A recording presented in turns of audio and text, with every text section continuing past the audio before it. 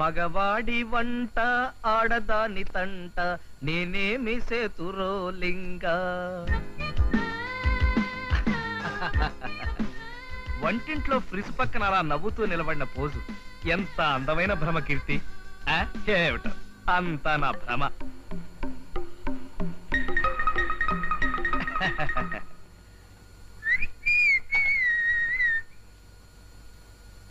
ఒరేయ్ సన్నాసి, ఏంటయ్యారు? అక్కడ ఎవరైనా కనిపిస్తున్నారా?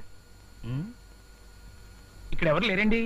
మీ అమ్మగారు ఊరికెళ్ళినా సరే నాకు మాత్రం ఇక్కడే నిలబడి ఉన్నట్టుగా అంతా భ్రమరా. ఇది తీసుకురా, వంట చేద్దాం.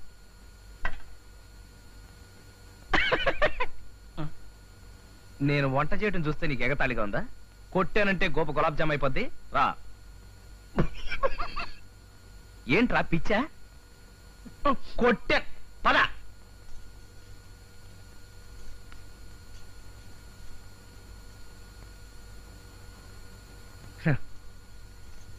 ఇందుగలడందులేడని సందేహము వలదు చక్రి అన్నట్టు ఎందెందు వెతకి చూచినా అందందే కలదు నా కీర్తి. కీర్తి,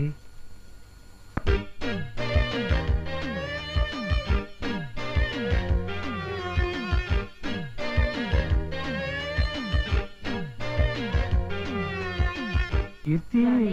ఏమండి? ఏమిటండి ఇది? కీర్తి, ఇంకా నువ్వు నా ఊహల్లోంచి వెళ్ళలేదా? చూడు, ఊహలు మరీ ఇంత లెంగ్తీగా ఉంటే బోరు కొట్టేస్తుంది. ఇంకా నువ్వు వెళ్ళిపో. నేనెక్కడికి వెళ్తానండి? నేను మా ఊరికి వెళ్లకుండా నిజంగానే వచ్చేసాను. చా. అబ్బా, ఇప్పుడు చెప్పండి, ఇది నిజమా భ్రమ? ఇంత మంటెక్కిపోతే ఇంకా భ్రమ ఎందుకు అవుతుంది? అది నిజమే. అవును, నువ్వు ఇక్కడే ఉంటే నా చేత వంట చేయించావేంటి నువ్వు చేయకుండా? ఎప్పుడు అమ్మగారు వంట చేయడం మీరు తినడం మామూలే కదా. మీ చేతి వంట ఒక్కరోజైనా తినాలని. నా చేతి వంట తినాలని బస్ దిగి వచ్చేసావా?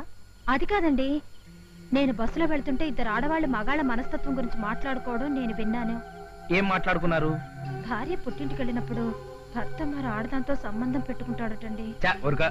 అవునండి, 190 మంది మగాళ్ళు అంతేనట. 190 మంది. కానీ నేను ఆ 90 మందిలో లేను. నేను 91వ వాడిని. తెలుసులేండి. తెలిస్తే మరి ఎందుకు వచ్చేసావు? అదా, అది అది నాకు తెలుసు కీర్తి, నీ మనసులో ఎక్కడో నా మీద అనుమానం ఉంది. చూడు, ఆడదాని అందం అయస్కాంతమే కావచ్చు, కానీ అయస్కాంతానికి అంటుకునేది ఇనప మొక్కలే గాని బంగారం కాదు. నా మనసు కల్తీ లేని బంగారం లాంటిది. అయితే డేంజరేనండి. ఏంట్రా డేంజరు? ఆడాళ్ళు బంగారం కనిపిస్తే వదిలిపెట్టరు కదండి.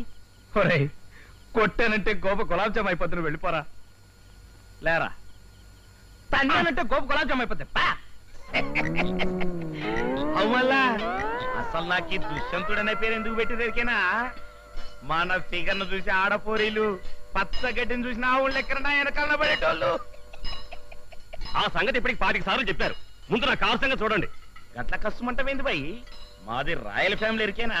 కాకపోతే ఈ గ్యారేజ్ పెట్టినప్పటి సందికి ఏండే ఉన్నా కదా, దాంతంత ఆయిల్ గ్రీసు ఒంటికి తాకి జర్రంతా నల్లబడ్డా. లేకుంటే నేను కూడా ఎన్టీఆర్ తీరిన ఎంఎస్ మాటుకుండేటోని. ఆ మాట ఒప్పుకుంటున్నాను కదా, ఇప్పటికైనా దాన్ని రిపేర్ స్టార్ట్ చేయించండి. నా పుల్లూటు గురించి చెప్పకుండా నీ పని ఎట్లా సురు చేయమంటావు బాయ్? అయిపోయాను. దీన్ని చూసినావు పుల్లూట్. నేను 24 అంగుళాల ప్లూట్ వస్తే 3 పోరీలు వచ్చిన టక్రాతక పేరు. నమస్తే. నమస్తే. ఎక్కడ మా దుష్యంతుడు? ఉన్నారు. ఆహా, దుష్యంత్ భాయ్. గుడ్ మార్నింగ్ భయ్యా. ఏమిటి ఇవాళ ఎంతమందికి నీ ఫ్యామిలీ హిస్టరీ చెప్పి సుట్టేశావు? ఒకడు అప్పుడే అయిపోయాడండి. నోర్మైపే. అవు ఏం సంగతి? సంగతులన్నీ బానే ఉన్నాయి, నేను బానే ఉన్నాను. కానీ ఈ బండే ఎక్కడ పడితే అక్కడ దుకాణం పెట్టేస్తుంది. కుర్ర పోరలు నడిపే కార్లు మొత్తం గిట్టనే గడి గడికి ఖరాబ్ అయితే దీన్ని నీకు జబర్దస్త్గా ముస్తాబు చేసి పంపిస్తా కదా. మన ఫ్లూట్ విషయంలో ఏం జరిగింది ఇరికేనా?